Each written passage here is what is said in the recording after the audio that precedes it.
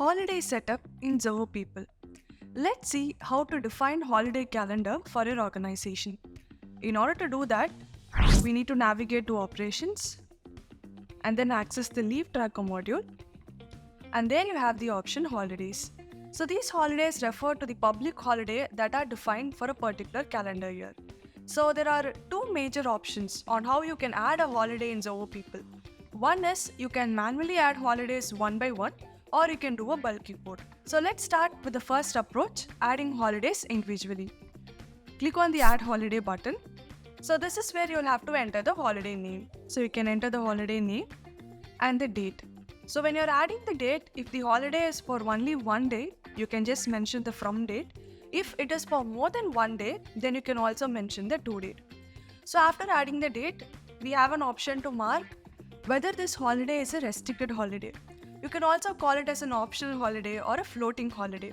So when you mark a holiday as a restricted holiday, it means that for an employee to avail this holiday, they will have to request for leave.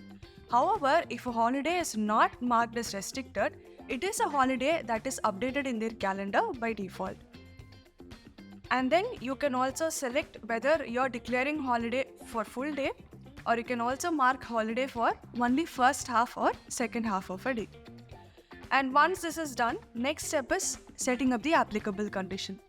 You need to write in the system who are all the list of employees who will be applicable for this particular holiday. And when it comes to defining applicability, you do have two different criteria. One is location-based holidays and the other option is shift-based holidays. So when you're adding holiday, this is the one important thing that you'll have to make a note of. Your complete holiday list has to be either location-based holidays or it has to be either shift-based holidays. You cannot have both location and shift-based holidays. In case if you are following such pattern, shift-based holidays will always override location-based holidays. So you can select any one of the conditions here. Now applicable for is set. You can write a description if you want, and then the reminder option. You can also send reminder emails to your employees. So click on this drop down to select the number of days before which the reminder has to be sent. You can send reminder up to 1 month before and not more than that. So select the number of days, and then you have the option to notify employees instantly. So which means that as soon as you click on the submit button or as soon as you save this holiday, all the applicable employees will be notified.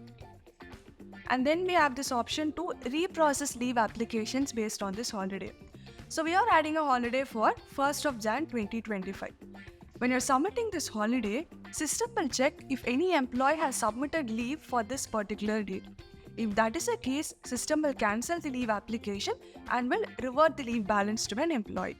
So you can enable this option, and once you're done with all these options, click on save. So this is how we are going to add holidays one by one. There is another approach where you can add holidays in bulk, which is using the import option. So to import your holidays, click on the three dotted lines, and there are two different formats on how you can import. Let's start with the first option, import, where you can prepare an XLS or a CSV file. You can simply download a sample format, and this is how your sample format would be. So your first column will be the name of the holiday, and then the from date and the to date. So if you are declaring holiday only for one day, then from and to date will be the same. And then when it comes to column D and E, ideally you will not have both the columns in your template because your holidays has to be either location based or shift based. So you will select between any one of these columns, D or E. So let's take this example, your holidays are based on location. So you will have only the D column called as locations. And if one particular holiday is applicable to more than one location, you can separate the locations by a semicolon. And then you can add a description if you have, or you can leave it blank.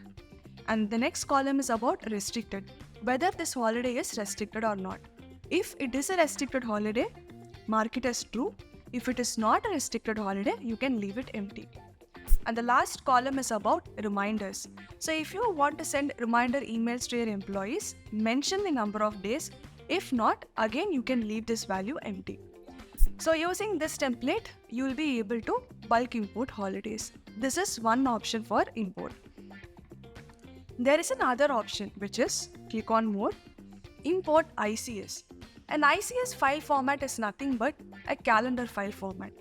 In case if your holidays are already published in your Google Calendar or Outlook Calendar, you can simply export your Google Calendar, which will be in a file format called ICS, and you can directly import the ICS file into Zoho People without the need for converting it into XLS or CSV format. So these are all the two different import methods to create holidays.